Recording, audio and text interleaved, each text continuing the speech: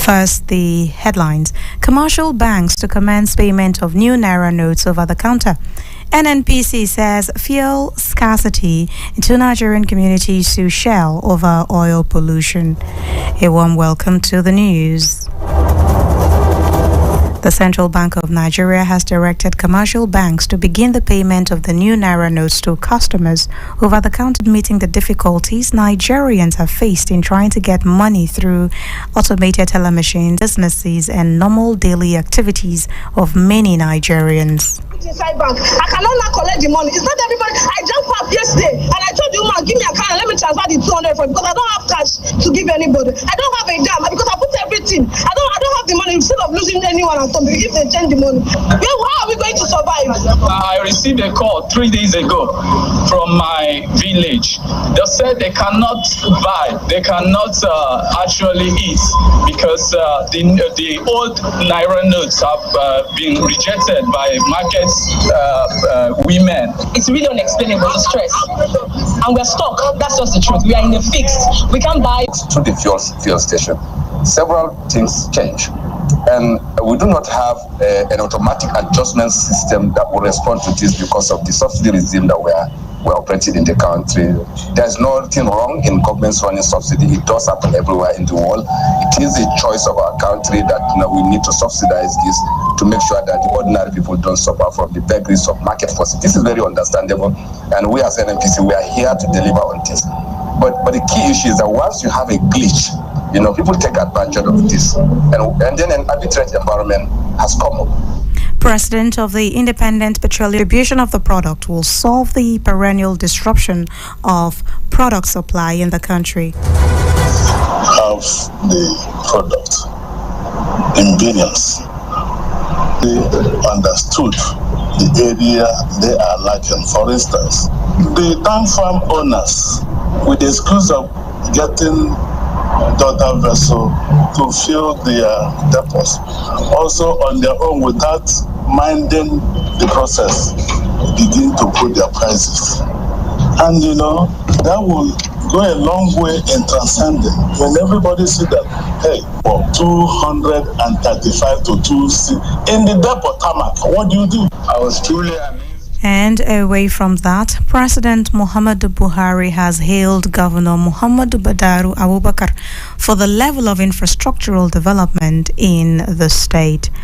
The president, who was speaking in Dutse while on an official visit, praised the people and the government of Jigawa State. Truly amazed by the extent of projects and programs executed across all sectors. I was particularly pleased because of the limited fiscal space that we have faced over there across all the tiers of government. But then I recall the financial prudence Governor Badaru has been known, for which earned him the name My Calculator.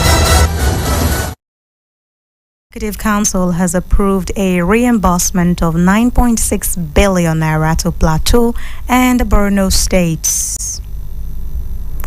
The governments have been given this money for road projects executed on behalf of the federal government.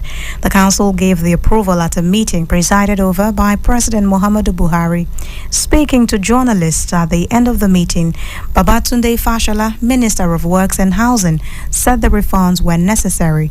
The two states which had outstanding with respect to eligible roads are Plateau and Borno states. First was with regard to the policy of government to provide a refund to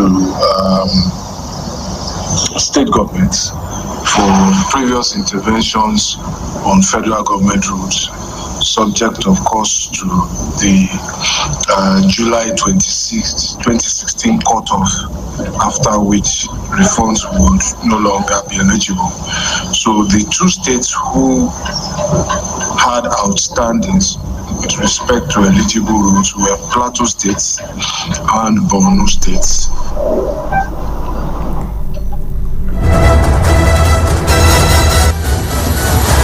Nigeria's Foreign Affairs Ministry says it has coordinated the signing of over 30 bilateral agreements and memorandum of understanding with countries to have a legal framework to boost the aviation sector.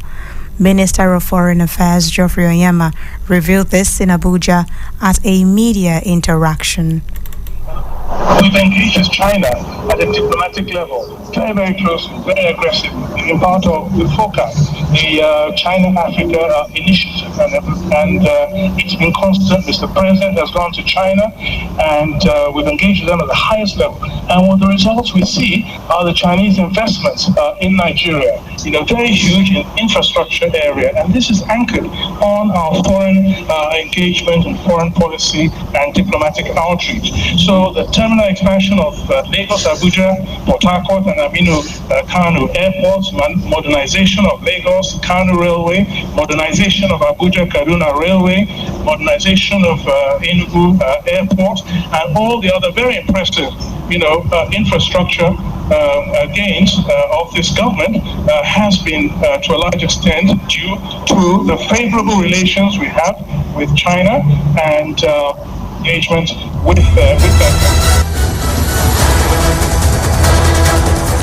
Chief Executive Officer of Nigerians and Diaspora Commission, NIDCOM, Abike Dabiri Erewa, has pledged to collaborate more strategically with the Nigerians in Diaspora Organization, Europe, to upscale foreign direct investment, particularly with the Russian Federation. Dabiri Erewa stated this when she received the Continental Chairman of NIDO, Europe, Dr. Bashir Obasekola, and the Chairman, NIDO Russia Chapter, Mr. Uwemedimo Samson, in Abuja. The delighted NIDCOM boss was impressed with the steps taken by the NIDO Russia so far to drive investment back home and propel the growth of the economy. She added that her office is ready to engage the Nigerian diaspora for human capital development.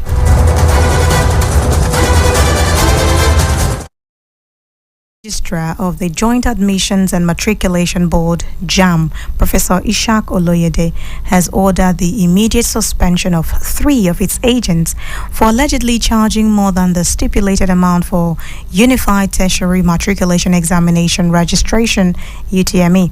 The registrar, during an inspection of some UTME registration centers in Lagos, discovered that the affected agents, Parkway Projects, Digital Partners, and System Specs charged candidates 5,800 Naira and 6,500 Naira instead of 5,700 Naira.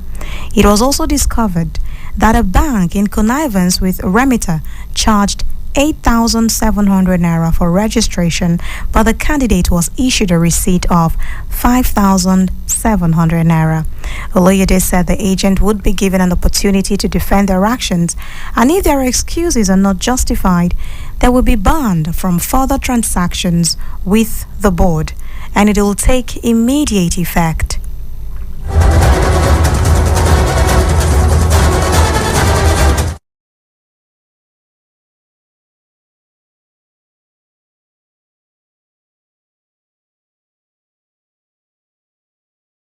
Who are not behaving, or institutions. You have seen what we have seen. We have now been able, at least cumulatively now, we have Remitter, we have e-transact, we have digital partners, and which the one pathway. You are also the thing. And we are going to deal with them. We suspend them, and because we pay them commission for it, they ought not to have cut corners. And you can see even the most embarrassing discovery we got today of a bank that is affiliating with Remitter to extort candidates for up to 3,000. Even those who are doing 99 bubble, we are suspending them, not to talk of a bank.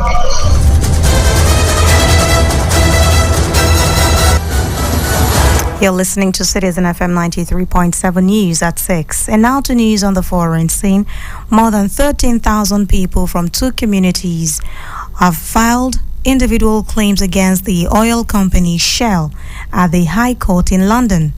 Residents from the Ogali and Bile communities in the Niger Delta want Shell to clean up oil spills and compensate them for the damage to their land. The claims, which were filed on Friday, are the latest development in a 7-year legal battle. Pope Francis has called on young people in the Democratic Republic of Congo to put aside ethnic differences and build a new future. He also spoke about corruption, saying that people should never give in to its persuasive but non-poisonous temptations. His comments come on his latest full day of his trip to the Central African nation. On Wednesday, he addressed huge crowds at a mass in Kinshasa with a strong message of peace for those engaging in conflict in the country. And in sports, Paris Saint-Germain striker Kylian Mbappe will miss his side's Champions League last 16 first-leg tie against Bayern Munich with a thigh injury. The France forward was injured in Wednesday's 3-1 win at a Montpellier and has been ruled out for 3 weeks. It proved to be a night to forget for the 24-year-old who missed 2 penalties and an open goal before being forced off after 21 minutes. Paris Saint-Germain hosted the German champions on Tuesday, February 14.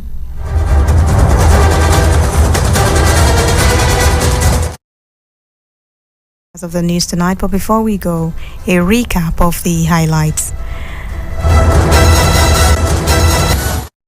Commercial banks to commence payment of new Naira notes over the counter. NNPC says fuel scarcity is due to distribution challenge. And 2 Nigerian communities have sued Shell over oil pollution in London. And that's it on Citizen FM News at 6. It's edited by Lawrence Omoete. To listen to us online, please visit citizenfm.ng. I am DIDI. To stay with us, Super Citizen at Sunset continues in a bit.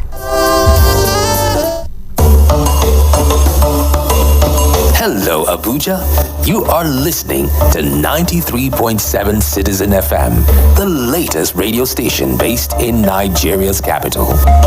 Our station seeks to broadcast a broad mix of culture and views with priority given to development programming to enable residents